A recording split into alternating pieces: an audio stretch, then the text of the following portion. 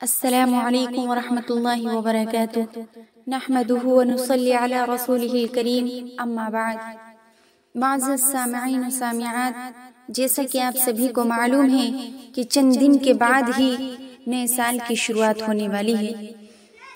نئے سال کے موقع پر بہت سے مسلمان ایک دوسرے کو مبارکباد دیتے ہیں اور بہت ساری جگہوں پر نئے سال کے نام پر پارٹیاں کی جاتی ہیں، نئے سال کے نام پر جشن منائے جاتے ہیں۔ تو آج میں سب لوگوں سے، خاص کر ان لوگوں سے جو اس موقع پر جشن مناتے ہیں، پارٹیاں کرتے ہیں، ایک دوسرے کو مبارکباد دیتے ہیں، سب سے پوچھنا چاہتی ہوں کہ کیا نبی پاک علیہ الصلوۃ والسلام نے نئے سال کا جشن منایا؟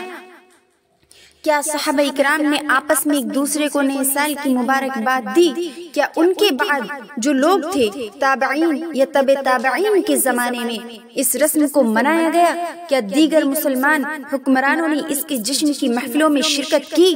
حالانکہ اس وقت تک بہت سارے ممالک میں اسلام پھیل چکا تھا، لیکن یہ وہ سوالات ہیں جن کا جواب ہر عقل مند شخص نفی میں دے گا۔ سب یہی کہیں گے کہ صحابہ نے ایسا نہیں کیا، اللہ کے نبی نے ایسا نہیں کیا، تبع تابعین نے ایسا نہیں کیا، ہمارے جو بڑے علماء ولی اللہ ہیں انہوں نے ایسا نہیں کیا۔ تو پھر آج مسلمان اس کام کو انجام کیوں دے رہے ہیں؟ کیوں کر رہے ہیں؟ کیوں ایک دوسرے کو مبارکباد دیتے ہیں؟ کیوں نئے سال کے نام پر پارٹیاں دیتے ہیں؟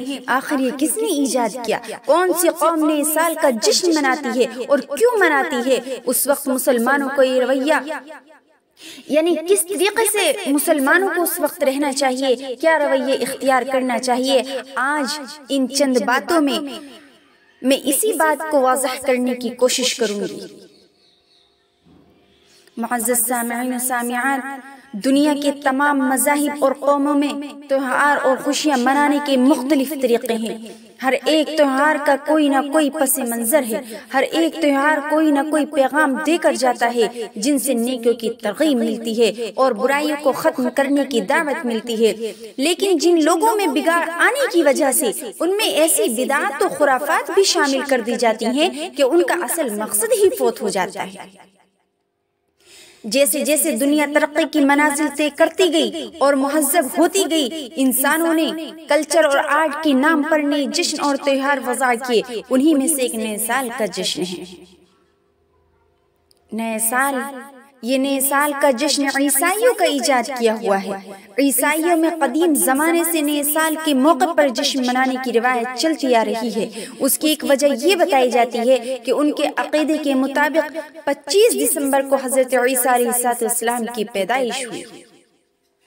اسی خوشی میں وہ کرسمس ڈے منایا جاتا ہے، جس کی وجہ سے پوری دنیا میں جشن کی کیفیت رہتی ہے اور یہی کیفیت نئے سال کی آمد تک برقرار رہتی ہے۔ نئے سال کے جشن میں پورے ملک کو رنگ برنگی لائٹوں اور قمقموں سے سجایا جاتا ہے اور 31 دسمبر کی رات میں 12 بجنے کا انتظار کیا جاتا ہے اور 12 بجتے ہی ایک دوسرے کو مبارکباد دی جاتی ہے، کیک کاٹا جاتا ہے، ہر طرف ہیپی نیو ایئر کی صدا گونجتی ہیں، آتش بازیاں کی جاتی ہیں اور مختلف نائٹ کلبوں میں تفریحی پروگرام رکھا جاتا ہے جس میں شراب و شباب اور ڈانس کا بھرپور انتظام رہتا ہے، اس لیے کہ ان کے تفریح صرف 2 چیزوں سے ممکن ہے، پہلی شراب، دوسری عورت۔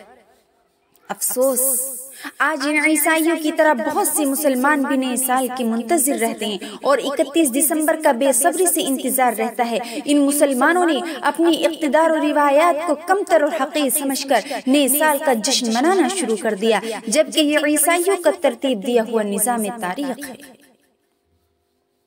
مسلمانوں کا اپنا قمری اسلامی نظام تاریخ موجود ہے جو نبی پاک علیہ السلام کی ہجرت سے مربوط ہے، جس کا آغاز محرم الحرام سے ہوتا ہے، یہی اسلامی کیلنڈر ہے۔ لیکن افسوس، صد افسوس تو یہ ہے کہ ہم میں سے اکثر اس کا علم ہی نہیں رکھتے، کوئی اس بات کو جان ہی نہیں پاتا کہ آج محرم الحرام کی پہلی تاریخ ہے، آج سے نئے سال کی شروعات ہے۔ آج مسلمان نئے سال کی آمد پر جشن مناتے ہیں۔ کیا ان کو یہ معلوم نہیں کہ اس نئے سال کی آمد پر اس کی زندگی کا 1 برس کم ہو گیا، 1 سال کم ہو گیا؟ ہمیں تو اپنی زندگی پر افسوس کرنا چاہیے۔ زندگی اللہ تعالیٰ کی طرف سے عطا کردہ ایک بیش قیمتی نعمت ہے، اور نعمت کے زائل یا کم ہونے پر جشن نہیں منایا جاتا بلکہ افسوس کیا جاتا ہے۔ گزرے ہوئے سال، گزرے ہوئے لمحے، گزرے ہوئے دن، تلخ تجربات، حسین یادیں، خوشگوار واقعات، اور ہم نے اس چیز کا ہمیں محاسبہ کرنا چاہیے کہ جو ہمارا سال گیا ہے، اس سال ہم نے کیا کیا، کتنے گناہ کیے، کتنے ثواب کمائے، کتنی نیکیاں کمائی، کیا ہم نے کوئی ایک کام ایسا کیا جس میں اللہ کی رضا شامل تھی، یا ہم نے ایسے کام کیے جس میں اللہ ہم سے ناراض ہو، تو ہمیں توبہ کرنی چاہیے۔ لیکن ہم کیا کرتے ہیں؟ ہم توبہ کے بجائے خوش ہوتے ہیں، نئے سال آ گیا، نئے سال کی مبارکباد دیتے ہیں، خوشیاں مناتے ہیں، ایک دوسرے کو گفٹ دیتے ہیں نئے سال کی مبارکباد پر۔ سامعین و سامعات، غور کیجئے کہ نئے سال کے موقع پر اللہ کے نبی کیا کیا کرتے تھے۔ اللہ کے نبی پاک علیہ السلام دعا پڑھا کرتے تھے، صحابہ کو دعا سکھایا کرتے تھے۔ اللہم ادخلہ علینا بالامن والایمان والسلامت والاسلام ورضوان من الرحمن وجواز من الشیطان۔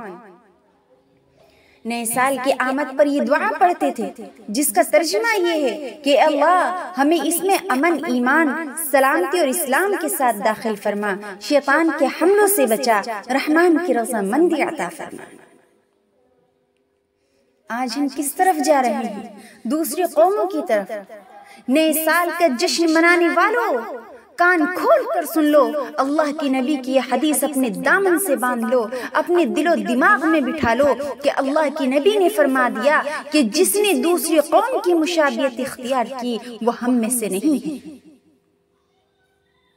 اس بات کو اپنے دماغ میں بیٹھا لیجئے کہ ہم دوسروں کی مشابہت اختیار کر رہے ہیں۔ نئے سال کا جشن عیسائی مناتے ہیں، یہود مناتے ہیں، آج وہی کام اگر ہم کر رہے ہیں تو یہ دوسروں کی مشابہت ہے، جس کے لیے اللہ کے نبی نے کہا کہ وہ ہم میں سے نہیں ہے۔ اس لیے نئے سال کے آنے سے پہلے ہمیں توبہ کرنی ہے، اپنے رب کو منانا ہے، اپنے رب کو خوش کرنا ہے۔ کہیں ایسا نہ ہو یہ سال ہمارے لیے آخری سال بن جائے، کہیں ایسا نہ ہو کہ اس سال ہماری زندگی پوری کی پوری ہی ختم ہو گئی ہو اور ہمیں قبر میں آواز لگا لے اور ہمیں جانا پڑ جائے، ملک الموت ہمارے دروازے پر آ جائے اور ہمیں توبہ کی مہلت نہ مل سکے۔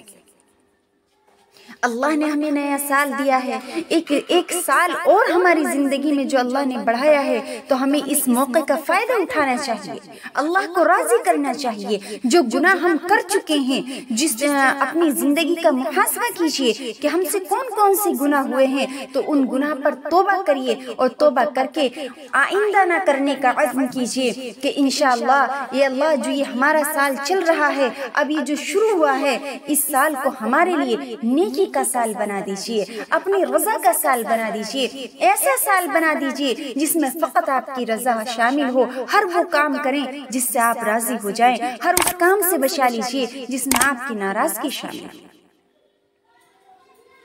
اللہ تعالیٰ سے میں دل سے دعا کرتی ہوں، اللہ تعالیٰ مجھے کہنے سے زیادہ، آپ سب کو سننے سے زیادہ عمل کی توفیق عطا فرمائے۔ اللہ تعالیٰ ہماری تمام اگلے پچھلے تمام گناہوں کو معاف فرما کر اپنی بارگاہ میں ہم سب کو قبول، ہمارے اعمال کو قبول فرمائے۔ اللہ ہمیں نیکی کی ہدایت عطا فرمائے، آمین۔ وما علینا الا البلاغ۔